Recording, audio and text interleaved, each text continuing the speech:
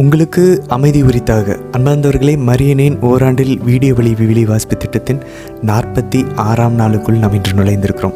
நம்ம இது வரைக்கும் விடுதலை பயணம் வாசிச்சிட்ருக்கோம். ஆண்டவர் எப்படி இஸ்ரேல் மக்கள் எகிப்திலிருந்து கொண்டு வந்த கட்டளைகளை கொடுத்து, அதுக்கப்புறம் உடன்படிக்கையை செஞ்சு, அதுக்கப்புறம் மோசேவை சீனாய் மலைக்கு மேலே வர வச்சு 40 நாள் அவர் உபவாசம் இருந்து அவர் தியாகம் செய்கிறார், மக்களுக்காக கஷ்டப்பட்டு ஆண்டவர் அந்த கஷ்டத்தின் மத்தியில் இவங்களை சீனாய் மலையை விட்டு அனுப்புறதுக்கு முன்னாடி, பாலைவனத்திலையும் அதை தாண்டி கானான் தேசத்துக்கு அனுப்புறதுக்கு முன்னாடி ஒரு நடமாடும் சீனாய் மலை, நடமாடும் ஏதேன் தோட்டத்தை அவங்களுக்கு கொடுக்கணும்னு ஆண்டவர் விரும்புகிறார்.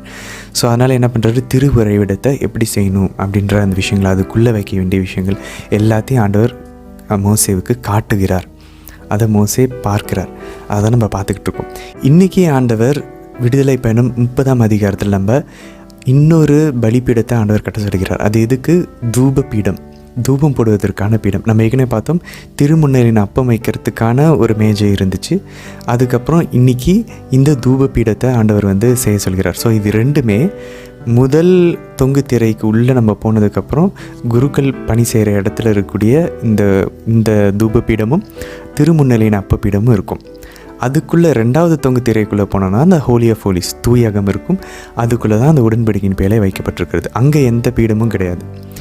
வெளியே தான் நம்ம இந்த திருமுன்னலின் அப்பத்தின் மேஜையும் இந்த தூபபீடமும் பார்க்குறோம். அதுக்கு வெளியே, ஸோ டோட்டலாக இந்த திருவுறைவிடத்தினுடைய முற்றத்தில் தான் இந்த பலி செலுத்துவதற்கான அந்த வெண்கல பீடம், பிரான்ஸ் ஆல்டர் நம்ம பார்த்தோம். அங்கே தான் எல்லா ஆடு மாடுகள் எல்லாத்தையும் பலி செலுத்துகிறாங்க.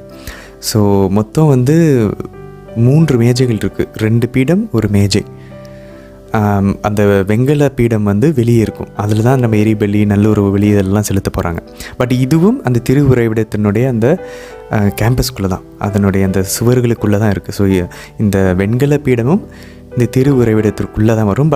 பட் ஆனால் இது அவுட்டர் ஏரியா, முற்றம்னு நம்ம சொல்லலாம். அதனால் நம்ம குழம்பிக்கூடாது. 2 பீடம் தான் உண்டு. ஒன்று தூபம் போடுவதற்கான பீடம், இன்னொன்று பலிகளை செலுத்துவதற்கான பீடம், இன்னொன்று திருமுன்னலின் அப்பத்தை வைக்கிறதுக்கான மேஜை. இதெல்லாம் தான் இந்த திருவுறைவிடத்துக்குள்ளே இருந்துச்சு. சரி, 31ஆம் அதிகாரத்தில் இன்றைக்கி 2 பேரை ஆண்டவர் கூப்பிடுவார். பெயர் சொல்லி கூப்பிட்றாராம். எப்படி ஒரு பெரிய மீட்பு திட்டத்துக்கு அனுப்புறதை போல் பெயர் சொல்லி கூப்பிட்றாராம். கூப்பிட்டு எதுக்குன்னு பார்த்தோம் அப்படின்னாக்கா, சிலைகளை செய்வதற்கு. அதே ஆண்டவர் சிலைகளை செய்யக்கூடாதுன்னு சொன்னால் அதே ஆண்டவர் இப்போ சிலைகளை செய்கிறதுக்கும் எல்லா கலை விஷயங்களையும் அந்த திருவுறைவிடத்திற்கு செய்கிறதுக்கு தேவையான ஆவியானவரின் நிரப்புதலை, அதுவும் ஆவியானவரின் நிரப்புதலை கொடுத்து ஆண்டவர் செய்ய போகிறார் இந்த 2 பேர் வழியாக. அது மட்டும் இல்லை, கடைசியாக ஆண்டவர் அந்த 10 கட்டளைகளுக்கான 2 கற்பலைகளை ஆண்டவர் கொடுக்க போகிறார். இதெல்லாம் 31ஆம் அதிகாரத்தில் வாசிக்க போகிறோம். கூடவே 2வது வாசகமாக நம்ம லேவியர் தொடர்ந்து வாசிச்சுட்ருக்கோம். 22வது அதிகாரம் வாசிக்க போகிறோம். ஆண்டவர் லேவியரில் நம்ம வாசிக்கிறோம். பல்வேறு விதமான அந்த 5 பலிகள் எப்படி செலுத்துறதுன்னு பார்த்தோம். அப்புறம் குருத்துவத்தை ஆண்டவர் ஏற்படுத்தினார். அப்புறம் சுத்தபத்தமாக இருக்கிறதுக்கான அந்த வழிமுறைகள் கொடுத்து, அப்புறம் பாவ கழுவாய்க்கான அந்த நாள், டே ஆஃப் அட்டோன்மெண்ட் எப்படி செய்யணும்னு சொன்னார். அதுக்கப்புறம் இப்போ நம்ம தொடர்ந்து பரிசுத்தமாக எப்படி இருக்குது, சுத்தபத்தம் வேறு, பரிசுத்தமாக இருக்கிறது வேறு. இப்போ சுத்தபத்தமாக இருக்கிறத முடிச்சுட்டு பரிசுத்தமாக எப்படி இருக்கிறதுன்றதை நம்ம இப்போ 17வது அதிகாரத்துலேருந்து வாசிக்கிட்டு இருக்கோம். இன்றைக்கி காணிக்கைகள், கடவுளுக்கு கொடுக்கப்படக்கூடிய அந்த காணிக்கைகளை எப்படி பரிசுத்தமாக கையாளணும் அப்படின்றத இன்றைக்கி ஆண்டவர் கற்றுத்தரப்போகிறார் லேவியர் 22ஆம் அதிகாரத்தில். கூடவே இன்றைய திருப்பாடல் ஆண்டவர் பாருங்கள், இந்த சிலைகளெல்லாம் செய்ய சொல்லுகிறார் இல்லையா, அந்த உருவங்கள், இந்த கலை விஷயங்கள் எல்லாத்தையும். அதுக்கு ஏற்றவாறு இன்றைக்கி திருப்பாடல் 115 நம்ம வாசிக்க போகிறோம். அதில் ஆண்டவர் எப்படி உலகத்தை படைச்சார், இஸ்ரேல் மக்கள் எப்படி ஆசீர்வதிப்பார், நம்ம அவரை தான் நம்பணும். இந்த சிலைகளை நம்பக்கூடாது. சிலைகளை செய்கிறவங்க சிலைகளை போலவே தான் இருப்பாங்க. ஸோ இந்த திருப்பாடல் சிலைகள் மேலே நம்ம நம்பிக்கை வைக்கக்கூடாது, கடவுள் மேலே நம்பிக்கை வைக்கணும் அப்படின்றத நம்ம கற்றுத்தரக்கூடிய ஒரு திருப்பாடலாக அமைகிறது. கடவுளை மகிமைப்படுத்தக்கூடிய ஒரு திருப்பாடலாகவும் இது அமையும். ஸோ இதெல்லாம் நம்ம இன்றைக்கி வாசிக்க போகிறோம். பட் இன்றைக்கான அந்த விவிலி வாசி பகுதிக்குள்ளே செல்வதற்கு முன்பாக 3 கேள்விகள். முதல் கேள்வி, ஆண்டவர் அந்த 2 பேரை தேர்ந்தெடுப்பார்னு சொன்னோம் இல்லையா, சிலைகளை செய்வதற்கான திறமையும் ஆவியானவருடைய நெருப்புதலையும் கொடுக்குறாருன்னு பார்த்தோம் இல்லையா. அந்த 2 பேரோட பேர் என்ன, அது எங்கே வருது அப்படின்றத கவனித்து வாசிப்போம். அடுத்த 2வது கேள்வி, ஆண்டவர் இஸ்ரேல் மக்களுக்கும் அவருக்கும் இடையே இந்த உடன்படிக்கைக்கு ஏற்கனவே பலிகள்லாம் செலுத்தியாச்சு. இன்னொரு குறிப்பிட்டு திரும்ப ஒரு தடவை சொல்கிறார், இதுதான் அடையாளம் உங்களுக்கும் எனக்கும். அப்படின்னு ஆண்டவர் ஒன்று சொல்லுவார். அது என்ன அடையாளம் அப்படின்றத எதிர்பார்த்து கொண்டே வாசிக்க முயற்சிப்போம்.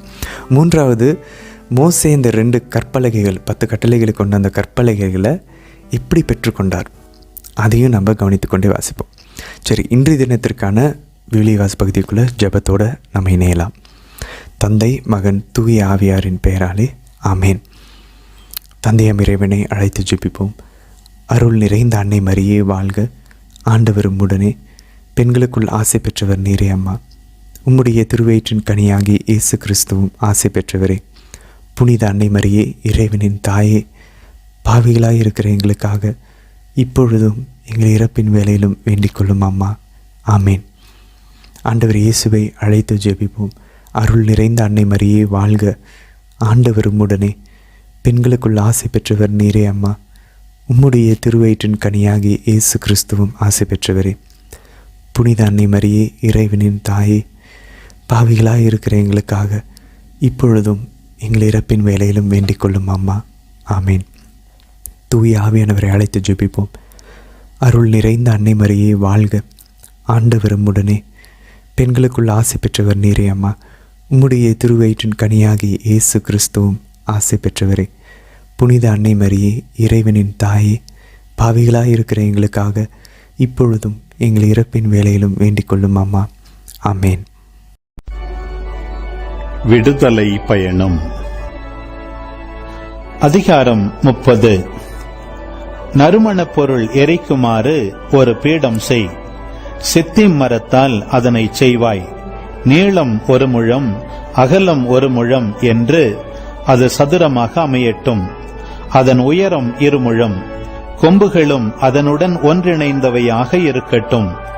அதன் மேல் பாகம், அதன் பக்கங்கள், அதன் கொம்புகள் ஆகியவற்றை பசும்பொன்னால் வேய்ந்து சுற்றிலும் தங்க தோரணம் பொருத்து, அந்த தோரணத்திற்கு கீழே 2 மூலைகளிலும் 2 பொன் வளையங்கள் வீதம் 2 பக்கங்களிலும் பொருத்து, அதை தூக்கிச் செல்வதற்கான தண்டுகளுக்கு அவை பிடிப்பாக விளங்கும்.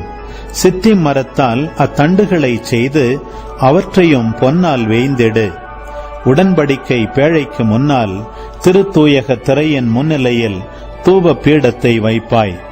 உடன்படிக்கை பேழை மேலுள்ள இரக்கத்தின் இருக்கையில் நான் உன்னை சந்திப்பேன். காலைதோறும் ஆரோன் அதன் மேல் நறுமணப் பொருள் எரிப்பானாக. விளக்குகளை ஆயத்தப்படுத்தும் போதும் அவன் நறுமணப் பொருள் எரிப்பானாக. மாலை மங்கும் வேளையில் ஆரோன் விளக்குகளை ஏற்றும் போது உங்கள் தலைமுறை தோறும் ஆண்டவர் திருமுன் இடைவிடாமல் நறுமணப் பொருள் எரிப்பானாக. வேற்று நறுமணப் பொருளையோ மற்றும் எரிபலியையோ உணவு படையலையோ அதன் மேல் படைத்தலாகாது. அதன் மேல் நீர்ம படையலையும் ஊற்றக்கூடாது. ஆண்டுக்கு 1 முறை ஆரோன் அதன் கொம்புகள் மேல் பாவ கழுவாய் நிறைவேற்றுவான். ஆண்டுக்கு 1 முறை பாவம் போக்கும் பலியின் இரத்தத்தில் கொஞ்சம் எடுத்து பாவ கழுவாயை உங்கள் தலைமுறை தோறும் நிறைவேற்றுவான். ஏனெனில் அது ஆண்டவருக்கு புனிதமிக்கதாகும். ஆண்டவர் மோசேயை நோக்கி, நீ இஸ்ரேல் மக்களின் எண்ணிக்கைக்காக குடிக்கணக்கு எடுக்கும்போது எண்ணிக்கைக்குட்பட்டவர் ஒவ்வொருவரும் தம் உயிருக்கு ஈடாக ஆண்டவருக்கு மீட்பு பணம் கட்ட வேண்டும். இல்லையெனில் அவர்கள் கணக்கிடப்படுகையில் அவர்களிடையே கொள்ளை நோய் வந்துவிடும். எண்ணிக்கைக்குட்படும் யாவரும் திருத்தல செக்கேலில் 1/2 செக்கேல் வீதம் கட்ட வேண்டும். 1 செக்கேல் என்பது 20 கேரா என்க. அந்த 1/2 செக்கேல் ஆண்டவருக்குரிய காணிக்கையாகும். எண்ணிக்கைக்கு உட்படும் அனைவரும், அதாவது 20 வயதும் அதற்கு மேற்பட்டவர்களுமான ஆண்கள் யாவரும் ஆண்டவருக்குரிய காணிக்கை அளிப்பார்கள். உங்கள் உயிர்களுக்கு பாவ கழுவாயாக ஆண்டவருக்குரிய காணிக்கை செலுத்தும் போது பணக்காரன் 1/2 செக்கேலுக்கு அதிகமாகவோ ஏழை அதற்கு குறைவாகவோ கொடுக்க வேண்டாம். இஸ்ரேல் மக்களிடமிருந்து பாவக்கழுவாய் பணத்தை வசூலித்து அதை சந்திப்பு கூடார திருப்பணிக்கென்று கொடுத்துவிடு. உங்கள் உயிர்களுக்காக பாவக்கழுவாய் செய்ய இஸ்ரேல் மக்களுக்கு இது ஆண்டவர் திருமுன் நினைவு சின்னமாய் இருக்கட்டும் என்றார். பின்னும் ஆண்டவர் மோசேயிடம், கழுவுவதற்காக ஒரு வெண்கல நீர் தொட்டியை அதற்கான வெண்கல ஆதாரத்தோடு செய். சந்திப்பு கூடாரத்திற்கும் பலிபீடத்திற்கும் இடையில் அதனை வைத்து அதில் தண்ணீர் ஊற்றுவாய். ஆரோனும் அவன் புதல்வரும் இதிலிருந்து தங்கள் கைகளையும் பாதங்களையும் கழுவ வேண்டும். சந்திப்பு கூடாரத்தில் நுழையும் போது அல்லது பலிபீடத்தை நெருங்கி ஆண்டவருக்கு நெருப்பு பலிகளை சுட்டெரிக்கும் பணிபுரியும் போது அவர்கள் தண்ணீரால் கழுவிக்கொள்வார்கள். இல்லையெனில் அவர்கள் செத்து மடிவார்கள். அவர்கள் சாகாமல் இருக்கும்படி கைகளையும் பாதங்களையும் கழுவிக்கொள்வார்கள். இது அவர்களுக்கு, அதாவது அவனுக்கும் தலைமுறை தோறும் அவன் வழிமரபினருக்கும் என்றுமுள்ள நியமமாக இருக்கும் என்றார். மீண்டும் ஆண்டவர் மோசேயிடம், 500 திருத்தல செக்கேல் எடைக்கு உயர்தர வெள்ளை போலம், அதன் பாதி நிறையாகிய 250க்கு மணங்கமழும் கருவாப்பட்டை, 250க்கு நறுமண வசம்பு, 500க்கு லவங்கப்பட்டை ஆகிய தலை சிறந்த நறுமண பொருள்களை எடுத்து 1 கலையும் அளவு ஒலிவ எண்ணெயும் சேர்த்து, திறமை வாய்ந்த பரிமள தயாரிப்பாளன் செய்வது போல் கூட்டு தைலமாக ஒரு தூய திருப்பொழிவு எண்ணெய் தயாரிப்பாய். இது தூய திருப்பொழிவு எண்ணெயாக இருக்கும். இதை கொண்டு சந்திப்பு கூடாரம், உடன்படிக்கை பேழை, மேசை, அதன் அனைத்து துணை கலன்கள், விளக்கு தண்டு, அதன் துணை கலன்கள், தூப பீடம், எரிபலி பீடம், அனைத்து துணை கலன்கள், நீர்த்தொட்டி, அதன் ஆதாரம் ஆகியவற்றை திருப்பொழிவு செய்வாய். நீ அவற்றை அர்ப்பணம் செய்வதால் அவை புனிதமானவையாகும். மேலும் அவற்றை தொடுபவை அனைத்தும் புனிதம் பெறும். ஆரோனுக்கும் அவன் புதல்வருக்கும் நீ அருள் பொழிவு செய்து அவர்களை எனக்கு குருத்துவ பணி புரியுமாறு திருநிலைப்படுத்துவாய். மேலும் நீ இஸ்ரேல் மக்களுக்கு அறிவிக்க வேண்டியது, இது என்னுடைய தூய திருப்பொழிவு எண்ணெயாக உங்கள் தலைமுறை தோறும் இருக்க வேண்டும். சாதாரண தேவைக்காக மனித உடலில் அது பூசப்படலாகாது. இந்த கலவை விகிதப்படி இதை போன்ற எண்ணெய் தயாரிக்கப்படலாகாது. இது புனிதமானது, உங்களுக்கும் இது புனிதமானதாக இருக்கட்டும். இதை போன்று கலவை தயார் செய்பவனும் இதிலிருந்து பிற மக்களுக்கு கொடுப்பவனும் தன் மக்களிடமிருந்து விலக்கி வைக்கப்பட வேண்டும் என்றார்.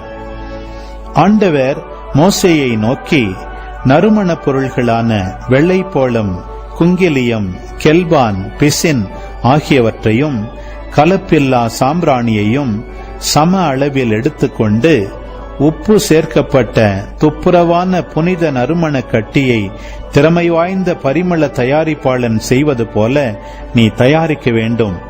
அதில் ஒரு பகுதியை நன்கு பொடியாக்கி நான் உனக்கு காட்சி தரும் சந்திப்பு கூடாரத்தில் உள்ள உடன்படிக்கை பேழைக்கு முன்னால் வைக்க வேண்டும். அது உங்களிடையே தூய்மை மிக்கதாக திகழும். இந்த கலவைக்குரிய விகிதப்படி நறுமண கட்டியை நீங்கள் உங்களுக்கென்று செய்து கொள்ள வேண்டாம். ஆண்டவர் பொருட்டு இது உங்களிடையே தூயதாக திகழும். நறுமணம் முகர்வதற்காக இதை போன்று செய்பவன் எவனும் தன் மக்களிடமிருந்து விலக்கி வைக்கப்பட வேண்டும் என்றார். விடுதலை பயணம். அதிகாரம் 31. ஆண்டவர் மோசேயிடம், யூதா குலத்தை சார்ந்த கூரின் மகனான ஊரியின் மகன் பெட்சலேல் என்பவனை நான் பெயர் சொல்லி அழைத்துள்ளேன். ஞானம், அறிவு கூர்மை, அனுபவம், தொழில் திறமை அனைத்தும் அவனுக்கு உண்டாகுமாறு நான் அவனை இறை ஆவியால் நிரப்பியுள்ளேன். இதனால் அவன் பொன், வெள்ளி, வெண்கல வேலை செய்யவும், பதிக்க வேண்டிய கற்களுக்கு பட்டை தீட்டவும், மரத்தை செதுக்கவும், மற்றெல்லாவித நுண்ணிய வேலைகள் செய்யவும் வேண்டிய திட்டமிடும் நுட்பத்திறன் பெற்றுள்ளான். மேலும் தான் குலத்தை சார்ந்த அதிசமாக்கின் மகன் ஒகோலியாபு என்பவனையும் நான் அவனோடு நியமித்துள்ளேன். ஞானமுள்ளோர் அனைவரின் உள்ளத்திலும் நானே ஞானம் அருளியுள்ளதால் அவர்கள் நான் உனக்கு கட்டளையிட்டபடி அனைத்தையும் செய்வர்.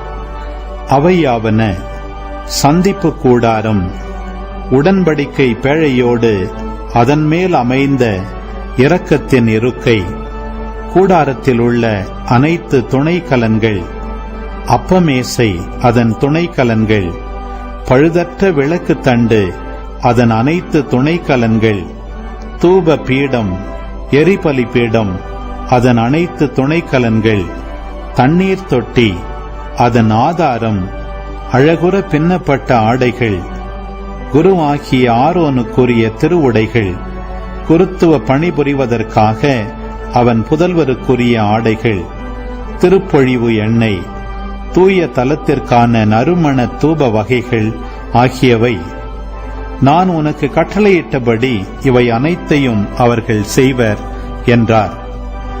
ஆண்டவர் மோசேயிடம், நீ இஸ்ரவேல் மக்களிடம் அறிவிக்க வேண்டியதாவது: நீங்கள் என் ஓய்வு நாள்களை கருத்தாய் கடைபிடியுங்கள். ஆண்டவராகிய நானே உங்களை புனிதமாக்குகிறவர் என்பதை நீங்கள் உணர்ந்து கொள்ளும்படி அது எனக்கும் உங்களுக்கும் இடையில் உங்கள் தலைமுறை தோறும் ஓர் அடையாளமாக இருக்கும். ஓய்வு நாளை கடைபிடியுங்கள், அது உங்களுக்கு புனிதமானதாகும். அதன் தூய்மையை கெடுப்பவன் கொல்லப்படவே வேண்டும். அந்நாளில் வேலை செய்பவன் எவனும் தன் மக்களிடமிருந்து விலக்கி வைக்கப்பட வேண்டும்.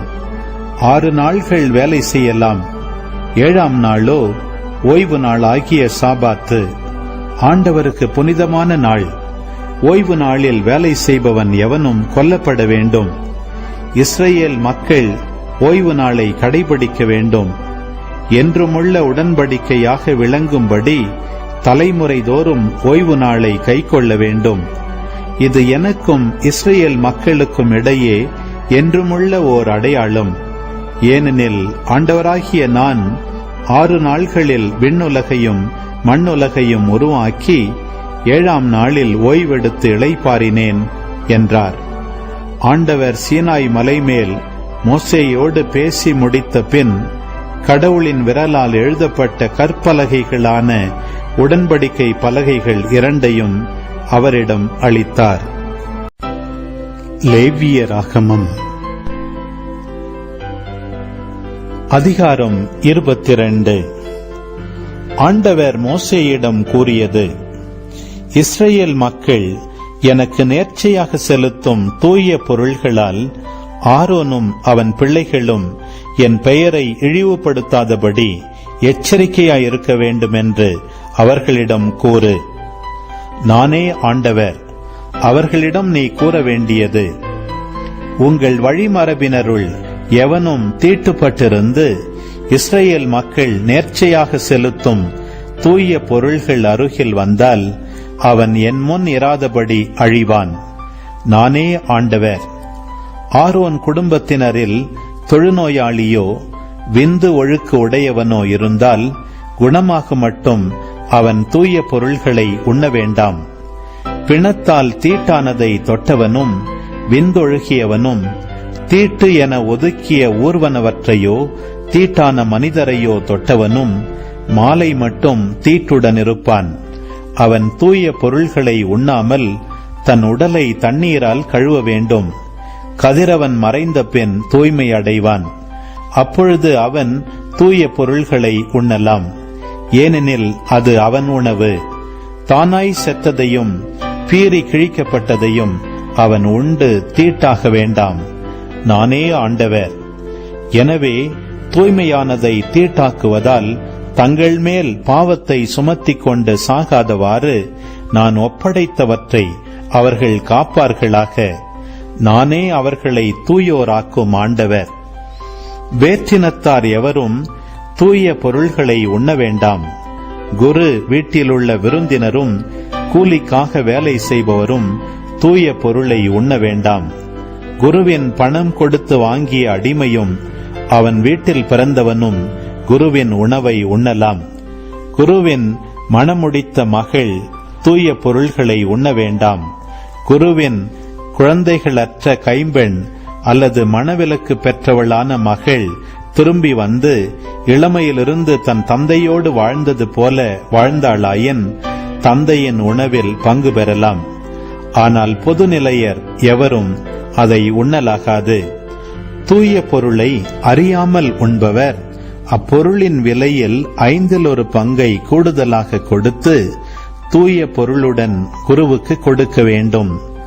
ஆண்டவருக்கு இஸ்ரவேலர் நேர்ச்சையாக அளிக்கும் புனித பொருள்களை குருக்கள் இழிவுக்கு உள்ளாக்க கூடாது.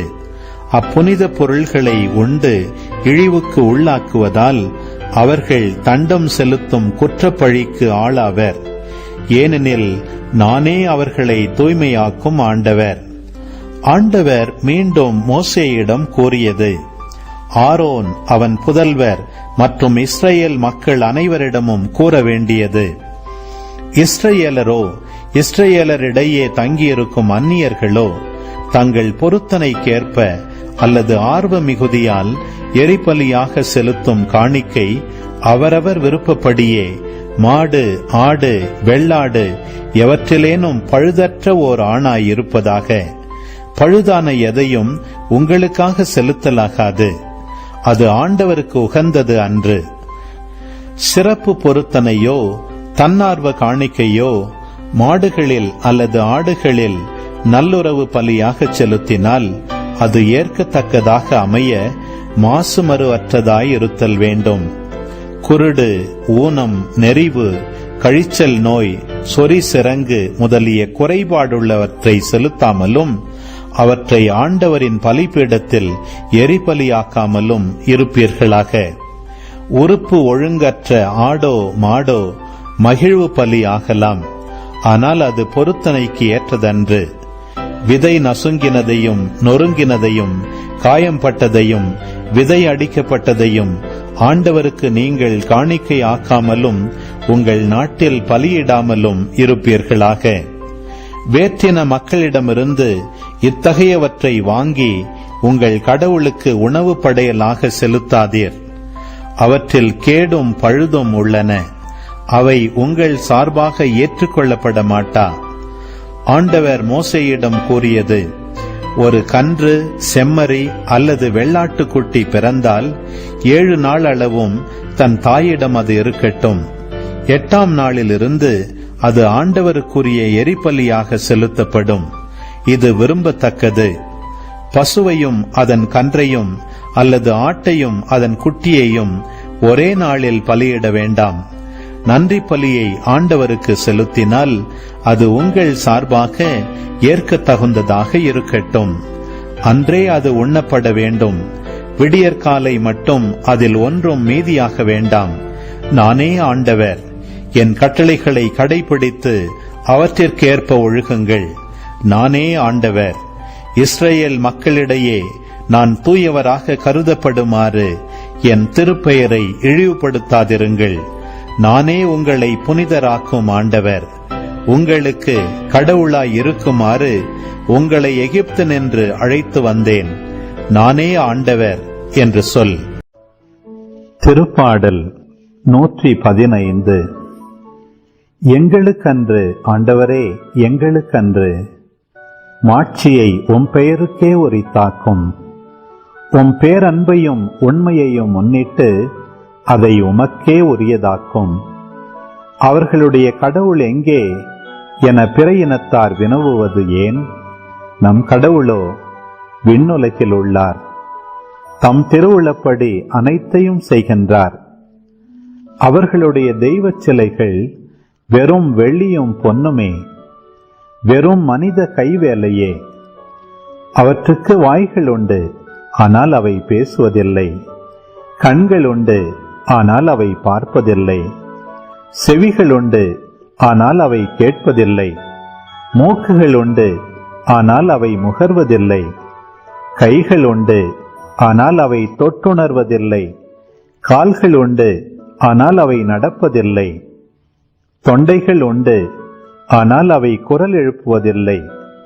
அவற்றை செய்கின்றோரும் அவற்றில் நம்பிக்கை கொள்ளும் அனைவரும் அவற்றை போல ஆவர். இஸ்ரவேலரே, ஆண்டவர் மீது நம்பிக்கை கொள்ளுங்கள். அவரே உங்களுக்கு துணையும் கேடயமும் ஆவார். ஆரோனின் குலத்தாரே, ஆண்டவர் மீது நம்பிக்கை கொள்ளுங்கள். அவரே உங்களுக்கு துணையும் கேடயமும் ஆவார். ஆண்டவருக்கு அஞ்சி நடப்போரே, அவர் மீது நம்பிக்கை கொள்ளுங்கள். அவரே உங்களுக்கு துணையும் கேடயமும் ஆவார். ஆண்டவர் நம்மை நினைவு கூர்ந்துள்ளார். நமக்கு தம் ஆசியை அளிப்பார். இஸ்ரவேல் குடும்பத்தாருக்கு ஆசி வழங்குவார். ஆரோனின் குடும்பத்தாருக்கு ஆசி வழங்குவார். தமக்கு அஞ்சி நடப்போர்க்கு ஆண்டவர் ஆசி வழங்குவார். சிறியோர்க்கும் பெரியோர்க்கும் ஆசி வழங்குவார். ஆண்டவர் உங்கள் இனத்தை பெருகச் செய்வார். உங்களையும் உங்கள் பிள்ளைகளையும் வளரச் செய்வார். நீங்கள் ஆண்டவரிடமிருந்து ஆசி பெறுவீர்களாக. விண்ணையும் மண்ணையும் உருவாக்கியவர் அவரே. விண்ணகமோ ஆண்டவருக்கு உரியது, மண்ணகத்தையோ அவர் மானிடர்க்கு வழங்கியுள்ளார். இறந்தோர் ஆண்டவரை புகழ்வதில்லை. மௌன உலகிற்குள் இறங்குவோர் எவருமே அவரை புகழ்வதில்லை. நாமோ ஆண்டவரை வாழ்த்துகின்றோம், இப்பொழுதும் எப்பொழுதும் வாழ்த்துகின்றோம். ஆமேன். ஆண்டவரே, இஸ்ரேல் மக்களின் நடுவில் நீங்கள் குடியிருக்கிற எந்த அளவுக்கு ஏங்குனீங்க, அதற்கு அவர்களை எவ்வளோ பரிசுத்தமாக இருக்கணும்னு சொல்லி ஒரு குழந்தைக்கு கற்றுத்தருவதை போல கற்றுத்தந்து அவர்களை தயார்த்தீங்களே ஆண்டவரே. இன்றைக்கி நீங்கள் எங்கள் நடுவில் இல்லை, எங்களுக்குள்ளே வாசம் செய்ய வந்திருக்கிறீங்க. ஆவியானவரின் வழியாகவும் நற்கரணின் வழியாகவும் நீங்கள் எங்களுக்குள்ளே வாசம் செய்கிறீங்க ஆண்டவரே. ஆண்டவரே, உங்களை எங்களுடைய உள்ளத்திலும் எங்களுடைய உடலிலும் தாங்கிக் கொள்ள நாங்கள் எப்படி பரிசுத்தமாக இருக்கணும், உங்களை எப்படி நாங்கள் இன்னும் அதிகமாக தெரிந்து கொள்ளணும், அன்பு செய்யணும், உங்கள் கட்டளைகளை கடைப்பிடிக்கணுன்றதை கற்றுத்தரும் ஆண்டவரே. எங்களுக்கு தெரியல அப்பா. எங்கள் சிந்தனைகள் எப்படி இருக்கணும், ஒவ்வொரு நாளும் நாங்கள் துவங்கும் போது அதை நாங்கள் அணுகும்போது, நாங்கள் ஒவ்வொரு வேலைகளை செய்யும்போது, ஒருத்தர்கிட்ட பேசும்போது, நாங்கள் நடக்கும்போது, நாங்கள் பார்க்கும்போது எப்படி இருக்கணும், எப்படி இருந்தால் உங்களுக்கு அது பரிசுத்தமாக இருக்கும், பிடிக்கும், உங்களை போல் நாங்கள் இருக்க விரும்புகிறோம் அப்பா. எங்களுக்கு கற்றுத்தாங்க அம்மா. நாங்கள் வழி தவறி போகும்போது எங்கள் கைகளை பிடிச்சி இழுத்துட்டு வாங்கம்மா. இழுத்துட்டு வந்து ஆவியானவருடைய கைகளை பிடிச்சி நாங்கள் உங்களுடைய கைகளையும் ஆவியானவருடைய கைகளையும் பிடிச்சு நடக்கக்கூடிய நல்ல பிள்ளைகளாக வாழ அருள் தாரும் அம்மா. தந்தை, மகன், தூய ஆவியாரின் பெயராலே ஆமேன். அன்பர்களே, இன்றைய தினத்திற்கான கேள்விகளுக்கான பதிலை பார்ப்போம். முதல் கேள்வி, அந்த 2 பேர் யார்? ஆண்டவர் சிலைகளை செய்வதற்கான திறமையும் ஆவியானவர் நிரப்புதலையும் கொடுத்த அந்த 2 பேர் யார்? நம்ம பிரிந்து போன சகோதரர்களுக்கு ஞாபகம் வச்சு சொல்லணும். விடுதலை பயணம் 31ஆம் அதிகாரம் 2வது 6வது வசனத்தில் வாசிக்கிறோம். பெட்சலேல் ஒக்கோலியாபு பெட்சலேல், இந்த 2 பேரையும் மறந்துடக்கூடாது. ஆண்டவர் சொல்லியிருப்பார், இவர்கள் என்பவர்களை நான் பெயர் சொல்லி அழைத்துள்ளேன். ஞானம், அறிவு கூர்மை, அனுபவம், தொழில் திறமை அனைத்தும் அவனுக்கு உண்டாகுமாறு நான் அவனை இறை ஆவியால் நிரப்பியுள்ளேன். பாருங்களேன், அந்த திருவுறைவிடத்தில் இருக்கிறதுக்கான எல்லா வேலைப்பாடுகளை செய்வதற்கு. இதனால் அவன் பொன், வெள்ளி, வெண்கல வேலை செய்யும், பதிக்க வேண்டிய கற்களுக்கு பட்டை தீட்டவும், மரத்தை செதுக்கவும், மற்ற எல்லாவித நுண்ணிய வேலைகளை செய்ய வேண்டிய திட்டமிடும் நுட்பு திறனை பெற்றுள்ளான். அப்போ கடவுள் பாருங்களேன், லிட்ரலாக அவங்களுக்கு இந்த உடன்படிக்கை பேழை, அது மேலே இருக்கணும் இந்த கெருபுகளின் சிலைகள், இந்த மாதுளம்பழம், இந்த பழங்கள், இது எல்லாத்தையுமே செய்வதற்கு தேவையான இறை ஞானத்தையும் ஆற்றலையும் ஆவியானவர்னால் நிரப்பியிருக்கிறாராம். இது லிட்ரல் மீனிங். ஓகே, அப்போ செய்கிறதுக்கு நமக்கு மாரல் சென்ஸ், இது நமக்கு என்ன ஆண்டவர் இதுலன்னு சொல்ல வர இருப்பாங்களேன். அப்போ நம்மளுடைய வேலைக்கு நம்ம எந்த வேலையை வேணால் செய்கிறவர்களாக இருக்கலாம். நம்ம வேலையை செய்கிறோம் என்றால் அப்போ நமக்கு அந்த திறமையை கொடுக்குற பாருங்க, திட்டமிடும் திறன், அந்த நுண்ணறிவு எல்லாத்தையுமே ஆண்டவர் தான் நமக்கு கொடுத்துருக்குறாராம். பாருங்களேன், நம்ம சமைக்கிறவங்களாக இருக்கலாம், ஆட்டோ ஓட்டுறவங்களாக இருக்கலாம், டீச்சராக இருக்கலாம், நம்ம இஸ்திரி போடுறவங்களாக இருக்கலாம், இல்லை வீட்டு வேலை செய்கிறவங்களாக இருக்கலாம், துணி துவைக்கிறவங்களாக இருக்கலாம், எதுவாக வேணா இருக்கலாம். அந்த திட்டமிடும் திறன், அந்த வேலையை செய்கிறதுக்கான திறமையை, ஆற்றலை ஆண்டவர் நமக்கு கொடுக்குறாராம் ஒவ்வொருத்தருக்கும். அப்போ பாருங்கள், நம்ம எவ்வளோ அழகாக ஆண்டவருக்கு நன்றி சொல்லணும்ல. ஆனால் முதல் கேள்வி, இதை நம்ம கடவுளுக்கு பயன்படுத்துகிறோமா? கடவுளுடைய கோயிலுக்கு, கடவுளுடைய வேலைக்கு. 2வது கேள்வி, இந்த திறமைகளெல்லாம் பயன்படுத்தும் போது கடவுள் எனக்கு கொடுத்தான்ற மனநிலையில் நம்ம ஒவ்வொரு நாளும் ஒவ்வொரு நொடியும் அந்த வேலைகளை நம்ம செய்யும்போது நம்ம மனசாட்சி எப்படி இருக்குது? தாழ்ச்சியோடு இருக்குதா? கடவுள் தான் எனக்கு இது கொடுத்தாருன்ற அந்த முதிர்ச்சி நிறைந்த அந்த எண்ணம் நமக்கு இருக்கா? நம்ம யோசிக்கணும். 2 கேள்வி.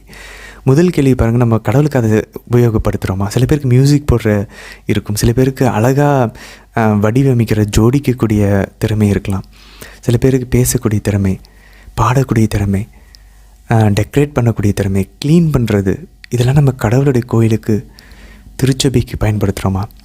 புதிய ஏற்பாடு என்ன சொல்லுதுன்னு பார்ப்போம்.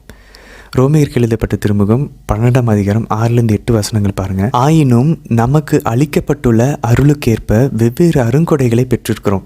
ஸோ ஒவ்வொருத்தருக்கும் ஆண்டவர் ஒரு சில அருள் கொடுத்துருக்கிறார், கிரேஸ் கொடுத்துருக்காரு. அதுக்கேற்ற மாதிரி நமக்கு அருங்கொடைகள் நம்ம பெற்றிருக்கிறோம். எல்லாருமே அருங்கொடைகள் என்ன? கேரிசன்ஸ். ஸோ அந்த அருளுக்கேற்றவாறு நம்ம அருங்கொடைகளை பெற்றிருக்கிறோம். நம்ம அதை என்ன பண்ண போகிறோம்? சரி, என்னென்ன அருங்கொடைகள் பாருங்கள். தொடர்ந்து வாசிச்சா நமக்கு கூறப்படுகிறது. இறைவாக்குரைக்கும் கொடையை நாம் பெற்றிருந்தோம் என்னால் நம்ம கொண்டிருக்கும் நம்பிக்கைக்கு ஏற்றவாறு அதை பயன்படுத்தணும். ஸோ ப்ராஃபஸி சொல்கிறது ஒரு அருங்கொடை. 2வது, தொன்று ஆற்றும் கொடையை நாம் பெற்றிருந்தால் அதை கொண்டு தொண்டு புரிவதில் நாம் பயன்படுத்தணும். சில பேருக்கு சர்வ் பண்ணுறது, புனித அன்னை தெரசா போல் சேவை செய்யக்கூடிய மனம் இருந்தால் அதை நம்ம திருச்சபைக்கு பயன்படுத்துகிறோமா? அடுத்தது பாருங்கள், கற்றுக் கொடுப்பவர் கற்றுக் கொடுக்கட்டும். நமக்கு மறைக்கல்வி எடுக்கலாம், நமக்கு நல்ல டீச்சர்ஸாக இருப்போம், ஒன்று படித்து அழகாக சொல்லிக் கொடுக்கக்கூடிய திறமை இருக்கா? அதை நம்ம திருச்சபைக்கு பயன்படுத்துகிறோமா? 3வது, கற்றுக் கொடுப்பவர். 4வது, ஊக்கமூட்டுவோர் ஊக்கம் தருவதிலும். சில பேருக்கு ஊக்கமூட்டக்கூடியது இருக்கும். நம்ம அவங்ககிட்ட பேசினாலே நம்ம நல்லா மோட்டிவேட் பண்ணுவாங்க, சோர்ந்து உள்ளத்தோடு போனால் நம்மளை பலப்படுத்துவாங்க. ஸோ நம்ம ஊக்கம் கொடுக்குறோமா? 4வது. 5வது, தமக்குள்ளவற்றை வழங்குவோர் தாராளமாக கொடுப்பதிலும். ஸோ சில பேருக்கு பணம் கொடுக்குறது, உதவி செய்யணும், பொருள் கொடுத்து உதவி செய்யணுன்ற உள்ளம் இருக்கும், அதை நம்ம செய்கிறோமா? 5வது. 6வது தலைமை தாங்க. சில பேருக்கு எல்லாத்தையும் கரெக்டாக ஆர்கனைஸ் பண்ணுறது, திட்டமிடுறது, அந்த ஒரு தலைமை தாங்கக்கூடிய அந்த ஒரு திறமையை கொடுத்துருப்பார். அதை நம்ம கடவுளுக்கு பயன்படுத்துகிறோமா? திருச்சபைக்கு நம்மளுடைய பங்குக்கு. 6வது. 7வது, இரக்க செயல்களில் ஈடுபடுறோம். சில பேர் அந்த செவிலியர் இந்த ஜாப்லாம் ரொம்ப கஷ்டமானது, அவ்வளோ முகம் சுளிக்கக்கூடிய விஷயங்கள் எல்லாம் அவங்களுக்கு நம்ம பேஷண்ட்ஸுக்கு பண்ண வேண்டியிருக்கும். சில சாக கிடப்பாங்க, அவங்களுக்கு ஆறுதல் சொல்லலாம், சிறையில் இருக்கவங்கள சந்திக்கிறது, இந்த மாதிரியான இந்த இரக்க செயல்களில் செயல்படுகிறவர்கள் முகமலர்ச்சியோடு அவற்றை செயல்படுத்தணும். இப்படி தான் நம்ம பெற்றுக்கொண்ட அறுகொடைகளை நம்ம பயன்படுத்தணும்னு ரோமையர் 12ஆம் அதிகாரம் சொல்லுது. இதே இதை தான் ஸோ நம்ம 7 அருங்கொடைகளை பற்றி பார்த்துருக்கோம். இதே நம்ம 1 கொரிந்தியர் 12ஆம் அதிகாரம், இதுவும் 12ஆம் அதிகாரம் தான். அது ரோமையர் 12, இது 1 கொரிந்தியர் 12, 4-11 வசனங்களில் மற்ற ஆவிக்குரிய அருங்கொடைகளை பற்றி புனித பவுல் கூறுவார். நான் 8வது வசனத்தில் வாசிக்கிறேன். மொத்தம் 9 ஆவிக்குரிய அருங்கொடைகள் நம்ம இப்போ பார்க்கலாம். முதல்ல ஞானம் நிறைந்த சொல்வளம் அருள்கிறார் தூய ஆவியார் ஒருவருக்கு. ஸோ ஃபஸ்ட்டு ஞானம் நிறைந்த சொல்வளம் நமக்கு இருக்கா அப்படின்னு பார்க்கணும். 2வது, இன்னொருவருக்கு அதே ஆவியார் அறிவு செறிந்த சொல்வளத்தை அளிக்கிறார். 2வது. 3வது, அதே ஆவியார் வேறு ஒருவருக்கு நம்பிக்கை அருள்கிறார். சில பேருக்கு பாருங்களேன், கடவுள் மேலே செம்ம ஃபெய்த் இருக்கும், வேறு எதுவுமே அவங்ககிட்ட இருக்காது. அப்போ அவங்ககிட்ட இருந்து நம்ம நம்பிக்கையை பெற்றுக்கொள்ளலாம். ஆவியானவர் அவங்க வழியாக நம்மளோட நம்பிக்கையை பலப்படுத்துவார். 3வது நம்பிக்கை. 4வது பாருங்கள், பிணி தீர்க்கும் அருளை ஒருத்தருக்கு கொடுக்குறார், ஹீலிங் எபிலிட்டி. ஒருத்தருக்கு ஜெபிச்சாங்கன்னா நோய்கள் குணமாக்கும். நம்ம அந்த ஒரு கொடையை ஆண்டவர் கொடுக்கலாம். 4வது. 5வது பாருங்கள், வல்ல செயலும் ஆற்றலை, சில பயங்கரமான மிராக்கிள்ஸ், அற்புதங்கள் செய்யக்கூடிய அந்த ஆற்றலை ஆண்டவர் கொடுக்குறார். 5வது. 6வது பாருங்கள், இறைவாக்கும் உரைக்கும் ஆற்றல், அதை ஆண்டவர் ஒரு சில பேர் கொடுத்துருக்கலாம், அது நமக்கு இருக்கா? 7வது, ஆவிக்குரியவற்றை பகுத்தறியக்கூடிய ஆற்றல், எது கரெக்டு. ஒரு சில நம்ம குழம்பியிருப்போம், இல்லை இதுதான் ஆவின்னு வருது, இது கடவுள்கிட்ட இருந்து வருது, சாத்தாங்கிட்ட இருந்தது, இது உன்னுடைய எண்ணம், இப்படின்னு ஆவிக்குரியவற்றை பகுத்தறியக்கூடிய ஆற்றல், அதை ஆண்டவர் நம்ம கொடுத்துருக்கிறாரா? 7வது, பல்வகை பரவச பேச்சு, டங்ஸ் பேசக்கூடிய ஆற்றல் ஆண்டவர் கொடுத்துருக்கிறாரா? 8வது, அப்பேச்சை விளக்கக்கூடிய ஆற்றல், சில பேருக்கு அதனுடைய விளக்கத்தை ஆண்டவர் கொடுப்பார். ஸோ இதெல்லாம் அந்த ஒரே ஆவியார் இவற்றையெல்லாம் செயல்படுத்துகிறார். ஒரு ஆவியார் தான் இத்தனை அருங்கொடைகள் நம்ம கொடுக்குறாராம். அவரே தம் விருப்பம் போல் ஒவ்வொருவருக்கும் இவற்றை பகிர்ந்து அளிக்கிறார். அவர் நினச்சாதான் அதை கொடுக்க முடியும். ஆனால் அப்படி இந்த பவுல் வேற ஒரு இடத்துல சொல்வார், இதை நீங்கள் கேளுங்க, குறிப்பாக திருச்சபையை கட்டி எழுப்பக்கூடிய அந்த அருங்கொடைகளை கேளுங்க அப்படின்னு சொல்லி இப்படி இந்த பவுல் கூறுவார். இதே தான் நம்ம எபேசியர் 4ஆம் அதிகாரமும் 11-12 இதே விஷயங்களை தான் வாசிப்போம். ஸோ இவ்வளோ அருங்கொடைகளை ஆண்டவர் நம்ம கொடுத்துருக்கிறார். சில பேருக்கு தாராளமாக டொனேஷன் கொடுப்பாங்க. என்னென்ன நமக்கு மனசில் ஆண்டவர் என்ன போட்டிருக்காரோ, நம்ம பிறக்கும் போதே ஆண்டவர் இந்த அருங்கொடைகள் எல்லாம் நம்ம கொடுக்கப்பட்டிருக்கூடிய அருளுக்கு ஏற்றவாறு கொடுத்துருக்கிறாரு. நம்ம அதை சர்ச்சுக்கு பயன்படுத்துகிறோமா? திருச்சபையின் உடலாகிய மற்றவங்கள கட்டி எழுப்பி அவங்க விசுவாசத்தை அதிகரிக்க ஆண்டவர்கிட்ட கொண்டு போகிறதுக்கு நம்ம பயன்படுத்துகிறோமா? அதான் ஃபஸ்ட் கேள்வி. ரெண்டாவது கேள்வி, நம்ம இந்த பெற்றுக்கொண்ட நிறைய கொடைகள் இருக்குது, அதை நம்ம குடும்பத்துக்காகவும் நம்ம பயன்படுத்தணும். அப்போ அதை நம்ம குடும்பத்துக்காக பயன்படுத்தும் போது நம்மளுடைய மனசாட்சி எப்படி இருக்குது? கர்வத்தோடு இருக்கா இல்லை தாழ்ச்சியோடு இருக்கா? இதெல்லாம் கடவுள் கொடுத்தது. ஒவ்வொரு சின்ன சின்ன விஷயமும், ஒரு பைக் வாங்கினா, ஒரு சின்ன ஒரு பொருள் வாங்கினான்னு நீங்கள் கொடுத்த காசுனால இதை வாங்கியிருக்கேன், அப்படிப்பட்ட ஒரு உள்ளம் நமக்கு இருக்கா? யாக்கோபு 1:17 சொல்லுகிறது, நல்ல கொடைகள் அனைத்தும் நிறைவான வரமெல்லாம் ஒளியின் பிறப்பிடமான விண்ணக தந்தையிடமிருந்தே வருகின்றது. நல்லதெல்லாம் கடவுள்கிட்ட இருந்து தான் வருது, நம்ம வச்சுருக்கிறது எல்லாம். 1 கொரிந்தியர் 4:7 பாருங்கள், நீங்கள் மற்றவர்களை விட உயர்ந்தவர்கள் என்ன சொன்னது யார்? உங்களிடம் உள்ள அனைத்தும் நீங்கள் பெற்றுக்கொண்டவை தானே. நீங்கள் வச்சுருக்கிறதெல்லாம் கடவுள் கொடுத்தது. உங்கள் ஜாபு, உங்களுடைய சேலரி, உங்களுடைய வீடு, உங்களுடைய பணம், உங்களுடைய அம்மா, உங்கள் அப்பா, உங்கள் பிள்ளைங்க எல்லாமே நீங்கள் பெற்றுக்கொண்டது. ஆனால் தான் புனித லோயல் இன்னாசியார் அழகாக கூறுவார், டேக் மை லிபர்ட்டி அப்படின்ற அந்த பாடலில், அந்த ஜெபத்தில், ஆண்டவரே நீங்கள் தான் எல்லாத்தையுமே எனக்கு கொடுத்தீங்க. என் கண், கை, கால், மூளை, திறமை, என் வீடு, என் குடும்பம், என் சொத்து, என்னுடைய அதிகாரம், என்னுடைய பணம் எல்லாத்தையும் நீங்கள் கொடுத்தது. உங்களுக்கே நான் அதை திரும்பி கொடுக்குறேன் ஆண்டவரே. எனக்கு வேண்டியதெல்லாம் உங்களுடைய அன்பும் உங்களுடைய அருளும் மட்டும் எனக்கு போதும்னார். All I need is your love and grace. புனித தாமஸ் அக்வீனாஸ் சொல்லுவார், நீங்கள் போதுன்றவார். ஒரே வார்த்தையில் முடிச்சுவார் புனித தாமஸ் அக்வீனாஸ். அப்போ நம்மக்கிட்ட இருக்கிறதெல்லாம் நம்ம பெற்றுக்கொண்டது. அவர் அதில் சொல்கிறார் பாருங்க, பெற்றுக்கொண்டும் பெற்றுக்கொள்ளாதது போல் என்னமோ நம்மளே உருவாக்கி நம்மளே எல்லாம் பண்ண மாதிரி பெருமை பாராட்டுவது ஏன்? நமக்கு திறமை இருக்கா? நம்ம பிறக்கும்போது நமக்கு தெரியுமா? கடவுள் கொடுத்து அமிச்சார். நம்ம தான் வாசித்தோம் இல்லையா, தாயின் கருவில் அவருடைய கைகள் நம்மை வடிவமைத்தது. கொடுத்ததெல்லாம் ஆண்டவர் தான். யோவான் நற்செய்தி 3:27 பாருங்கள், தெளிவாக திருமுழுக்கு யோவான் கூறுகிறார், விண்ணகத்திலிருந்து அருளப்படாவிட்டால் எவரும் எதையும் பெற்றுக்கொள்ள முடியாது. கடவுள் கொடுக்கலன்னா எதையுமே நம்ம பெற்றுக்கொள்ள முடியாது. அந்த ஒரு மனப்பான்மையில் நம்ம இருக்கிறோமா? அப்படி இருந்தால் தாழ்ச்சியாக இருப்போம். மற்றவங்கள நம்ம தரைக்குறையாவோ இழிவாவோ நடத்தவே மாட்டோம். அன்பு காட்டுவோம். எல்லாமே நான் இருக்கிறது, நான் செயலாற்றுறது எல்லாமே ஆண்டவரால் தான். நான் அவர் கூட ஒத்துழைக்கிறேன், அவ்வளோதான். ஒத்துழைக்கலாம் எதுவுமே நடக்காது. ஆனால் நான் ஒத்துழைக்கிறதுனால மட்டும் எதுவும் நடந்துடாது. ஆண்டவருடைய அருளும் எனக்கு தேவைப்படும். அப்படின்ற அந்த புரிதல் நமக்கு இருக்கான்னு நம்ம யோசிச்சு பார்க்கணும். சரி, 2வது கேள்விக்கு போகணும். ஆண்டவர் ஒரு அடையாளத்தை இஸ்ரேல் மக்களும் அவருக்கும் கொடுத்தாரு. என்ன அடையாளம்? 31 விடுதலை பயணம் 12 பாருங்கள். ஆண்டவர் ஆகிய நானே உங்களை புனிதமாக்குகிறவர். அப்போ பாருங்கள், கடவுள் தான் நம்மளை பரிசுத்தப்படுத்துகிறார் என்பதை நீங்கள் உணர்ந்து கொள்ளும்படி அது எனக்கும் உங்களுக்கும் இடையே உங்கள் தலைமுறை தோறும் ஒரு அடையாளமாக இருக்கும். எதை பற்றி சொல்கிறாரு? ஓய்வு நாளை கடைபிடிக்கிறது தான் ஆண்டவர் நமக்கு இருக்கக்கூடிய அந்த ஒரு அடையாளமாக கடவுள் சொல்கிறார். நமக்கு அப்போது யூதர்களுக்கு வாரத்தினுடைய அந்த கடைசி நாள் 7ஆம் நாள் சனிக்கிழமை, நமக்கு வாரத்தின் முதல் நாள் ஆண்டவர் உயிர் தெழுந்தார். நமக்கு ஞாயிற்றுக்கிழமை தான் ஓய்வு நாள். அன்றைக்கி நம்ம ஓய்வு எடுக்கலாம், இல்லை ஆண்டவரை பற்றி நம்ம படிக்கலாம், ஆண்டவர்கிட்ட ஜெபிக்கலாம், ஆண்டவரை பற்றி பேசலாம். கடவுளை தவிர வேறு எதுவுமே தேவையில்லை. சமைக்கலாம், அதை நம்ம ஏற்கனவே பார்த்தோம். சாப்பாடு சமைச்சிக்கலாம். பட் அன்னைக்கு டியூஷன் போகிறது, அன்னைக்கு படிக்கிறது, அன்னைக்கு வேலைக்கு போகிறது, ட்ராவல் பண்ணுவோம், அதனால் திருப்பலியை நம்ம மிஸ் பண்ணுவோம். இதெல்லாம் நம்ம தவிர்க்க முயற்சிக்கணும். நம்மளோட ட்ராவல் அதுக்கு ஏற்ற மாதிரி மாற்றணும். கடவுளுக்கு தான் ஃபஸ்ட் இடம் கொடுக்குறோமான்னு அங்கே நமக்கு தெரிஞ்சிடும். சரி, 3வது, மோசே அந்த 2 கற்பலைகளை எப்படி பெற்றுக்கொண்டார் அப்படின்னு பார்த்தோன்னா, விடுதலை பயணம் 31:18 ஆண்டவர் சீனாய் மலையின் மேல் மோசையோடு பேசி முடித்த பின் கடவுளின் விரல் எழுதப்பட்ட கற்பலகைகளான உடன்படிக்கையின் பலகைகளை 2ஐயும் அவரிடம் அளித்தார். அப்போ கடவுளுடைய விரல் எழுதி தந்ததான். இதை நல்லா ஞாபகம் வச்சுக்கோங்க. பின்னாடி நம்ம வாசிப்போம்.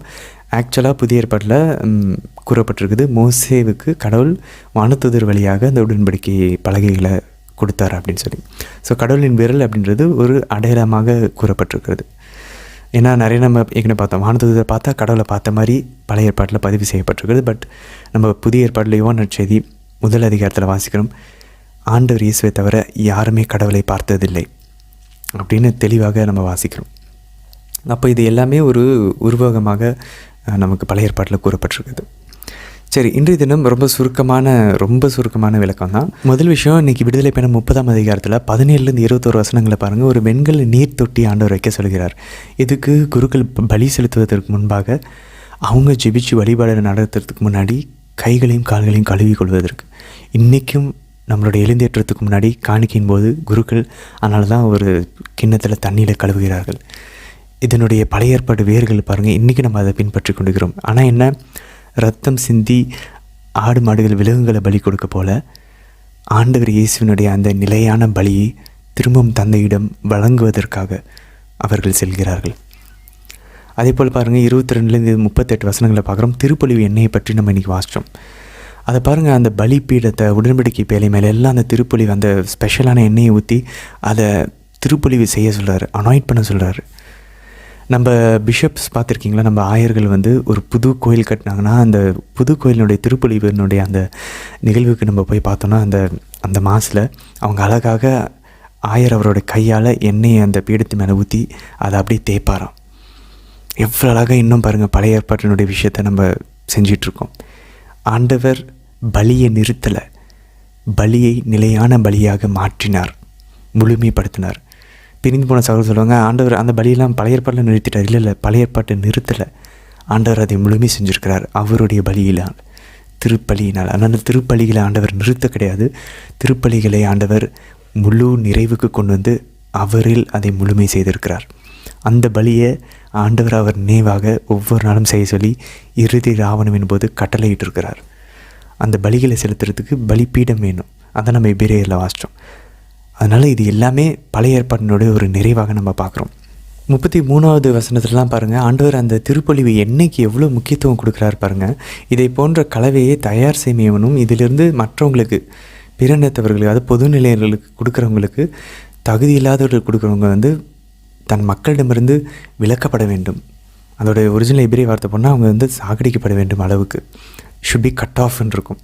அப்போ ஆண்டவர் பாருங்கள், அதனால் நம்ம பயன்படுத்தக்கூடிய இந்த ஞானஸ்தானத்தின் போதும் சரி, அதே நேரத்தில் நம்மளுடைய உறுதி பூசலின் போதும் குருக்களோட அருள் பொழிவுக்கு இதுக்குன்னே தனியாக நம்ம வாசிக்கிறோம். நம்ம திருச்சபையில் ஈஸ்டர்னு அந்த அந்த விஜில் முன்னாடி நம்ம அந்த புனித வாரத்தின் போது இந்த எண்ணெய்கள்லாம் வந்துருச்சு, அதை நம்ம பரிசுத்தமாக அதை நம்ம கையாளுறோம். ஏன், ஆண்டவர் சொல்லியிருக்கிறாரு. இப்போவும் அந்த அருள் பொழிவுகள் எல்லாம் இருக்குது. நோயில் பூசுதல், ஞானஸ்தானம், உறுதி பூசுதல், குருத்துவ அந்த அருள் பொழிவு எல்லாத்துக்குமே பயன்படுத்தக்கூடிய எண்ணெய்களை நம்ம இன்னமும் பரிசுத்தமாக தான் கையாண்டு கொண்டிருக்கிறோம். சரி, லேவியரில் இன்றைக்கி வாய்ச்சதில் ஒரே ஒரு குறிப்பு தான். 21வது வசனத்தில் பாருங்கள், இந்த சிறப்பு பொருத்தனைகளையோ அல்லது தன்னார்வ காணிக்கைகளையோ இல்லை மாடுகளையோ ஆடுகளையோ நல்லுறவு பலிகளோ எரிபலிகளோ எதுக்கு கொண்டு வந்தாலும் அது ஏற்கத்தக்கதாக அமைய மாசு மறுவற்றதாக இருக்க வேண்டும். அப்போ ஒரு பலி செலுத்தணும்னா அதில் எந்த ஒரு குறைபாடும் இருக்கக்கூடாதுன்னு ஆண்டவர் சொல்கிறார். அதனால தான் ஆண்டவர் பாவம் இல்லாத அதே ஆண்டவர் இறங்கி குறைபாடற்ற நிறைவான ஒரு பலியை அவருடைய உடலையும் ரத்தத்தையும் கொடுத்து ஆண்டவர் நிறைவேற்றுகிறார். நம்ம ஏற்கனவே அதை பார்த்தோம். ஸோ அந்த மாசு மறுவற்றதான்னு ஆண்டவர் கேட்குறது அவர் மனசில் இருக்கும். ஒரு நாள் அவரே இறங்கி அதை செஞ்சால் தான், அவருடைய உடலையும் ரத்தத்தையும் கொடுத்தா தான் அவருக்கு உகந்த மாசற்ற பலியாக அது அமையும் அப்படின்றது ஆண்டவருடைய மனசில் இருந்திருக்கும் போல். சரி, இன்றைக்கி திருப்பாடல் 115 ஒரு 2 குறிப்புகள் தான். முதல் விஷயம் என்னென்னா, அந்த முதல் வசனத்திலே பாருங்கள், எங்களுக்கன்று ஆண்டவரே, எங்களுக்கன்று மாட்சியும் பெயருக்கே உரித்தாக்கும் பேரன்பையும் நம்ம பாசிட்டோம் இல்லையா, பேரன்பு ஸ்டெட்ஃபாஸ்ட் லவ். அடுத்தது உண்மையும் ஃபெய்த்ஃபுல்னஸ், நம்பிக்கைக்குரிய தன்மையும் முன்னிட்டு அதை உமக்கே உரித்தாக்கும். கடவுளுக்கே எல்லாம் ஆட்சி, ஏன்னா அவர் தான் பேரன்பு மிக்கவர், நம்பிக்கைக்குரியவர். அழகாக அதை திரும்ப ரிப்பீட் ஆகிட்டே இருக்குது பாருங்கள், தொடர்ந்து வந்துக்கொண்டே இருக்குது. 13ஆம் வசனத்தில் பாருங்கள், ஆண்டவரை அஞ்சுகிறவர்களை அவர் ஆசீர்வதிப்பாராம். மாதா அவங்களுடைய பாடலில் மேக்னிஃபைட் லூக்கா நற்செய்தியில் மாதா சொல்லுவாங்க, ஆண்டவருக்கு அஞ்சு நடப்போருக்கு அவர் தலைமுறையாய் இரக்கம் காட்டி வருகிறார். அப்போ நம்ம ஆசீர்வாதம் பெறணும்னா, ஆண்டவருடைய இரக்கத்தை பெறணும்னா, ஆண்டவருக்கு பயந்து ஒவ்வொரு நாளும் ஒவ்வொரு நொடியும் நம்மளுடைய ஒவ்வொரு முடிவுகளையும் ஒவ்வொரு செயல்களையும் யோசனைகளையும் அசைவுகளையும் நம்ம செஞ்சோன்னா ஆண்டவருக்கு பயந்து நம்ம ஆசீர்வாதத்தை பெறுவோம், ஆண்டவருடைய ப்ரொட்டெக்ஷனையும் பெறுவோம், அவருடைய பாதுகாப்பையும் அவருடைய இரக்கத்தையும் பெறுவோம், அவருடைய உதவியையும் பெறுவோம். நாளைய தினத்திற்கான வீடியோவில் நம்ம சந்திக்கலாம். ஆமென்.